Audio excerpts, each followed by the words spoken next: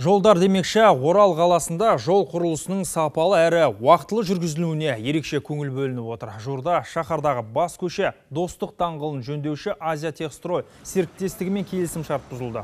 Серіктестік 2015 жылдан бері 3 шақырым жол ғана салған. Ал аяқ жолдар мен арықтар бітпеген. Ескі мердігердің орнына тиісті тендерден соң басқа құрылыс мекемесі іріктелмек.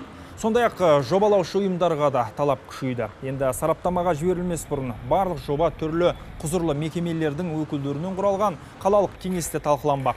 Құрылысшылардың жұмысы сапасына берілетін кепілдік мерзімде ұзартылып отыр.